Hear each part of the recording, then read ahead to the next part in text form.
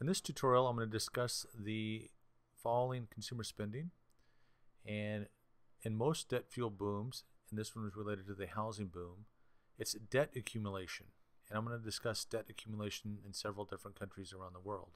First, I'm going to talk about the anatomy of how a bubble bursts, economic bubble that is. At first, things begin to take off. Everything is positive. There's a slight sell-off in the beginning. Then there's a lot of enthusiasm. There's media attention and there's enthusiasm. Then there's some greed and excitement. And there's a belief this is going to go on forever. There's a delusion it's going to go on forever.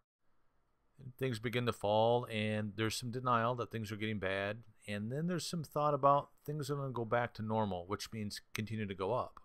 But the opposite happens. The fear sets in, and things really go down. And there's a little despair, but eventually everything returns to normal. So there's an up, and then there's a decline, a rapid decline. This can explain relationships too. At first they take off. There's some enthusiasm. There's some delusion this is going to go on forever. And then there's some slight going downhill, some denial. Things are going to get better. And then eventually things get much worse. A little despair, and then the relationship is over. The first people to get in the market is the smart money. That's why they're called the smart money. Then institutions start to buy, and then finally the public gets into the market.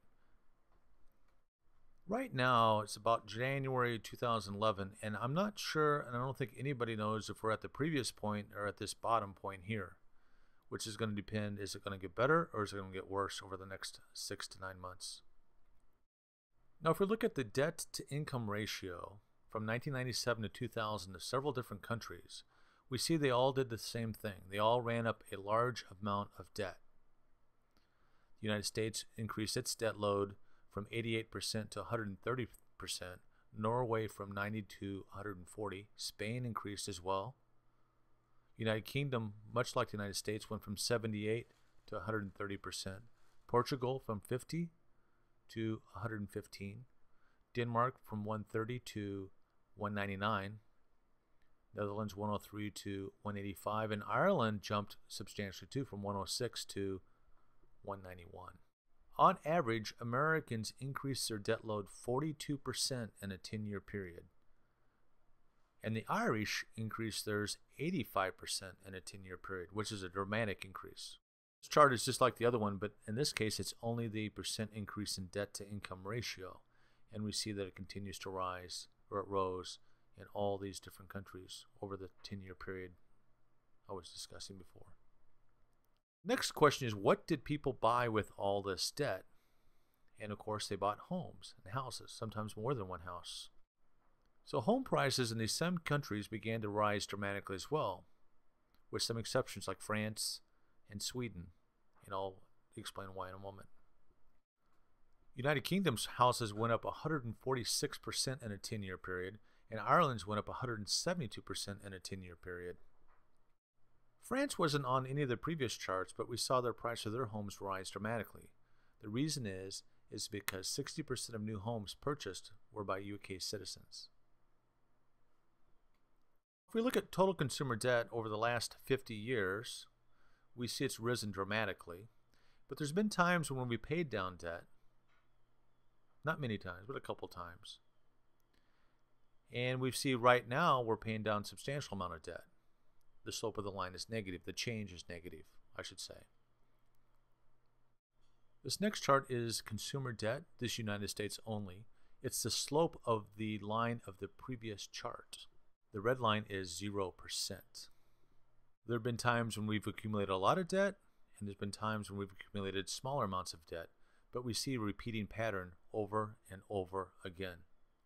And there are times we've actually paying down debt or paying off debt, like there, here, and here, our current situation. Well, let me add a little bit in. The green there is the 1960s. The blue is the 1970s. A green again is 1980s. The blue is 1990s. There's no significance of the color except to help you see the different period of times. And this last green is the 2000s. Again, it's important to point out the repeating pattern we see in this chart. There's periods of paying down debt in the 1970s the early 90s, and again right now.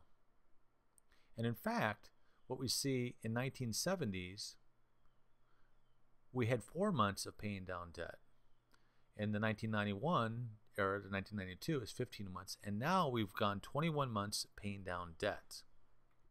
So consumers are paying down debt, which hurts, of course, consumer consumption. This pie chart shows that 68% of gross domestic product is personal consumption, which is a lot of consumption, of course. 12% is investment, and 20% is government spending, more or less percentage-wise. The economy relies on personal consumption. This next chart shows the change in personal consumption, and it goes up and down as well. The mean personal consumption change from year to year is just about 3.4%.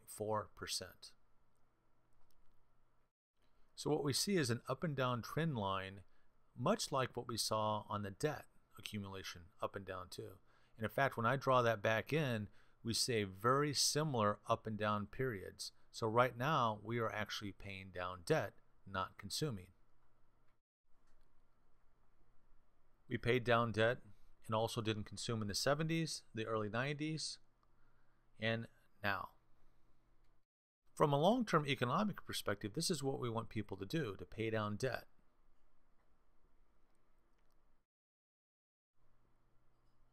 The economy is better off in the long run by paying down debt. Consumers do not have to service debt by paying interest. Debt ultimately reduces standards of living. Can't borrow your way to prosperity.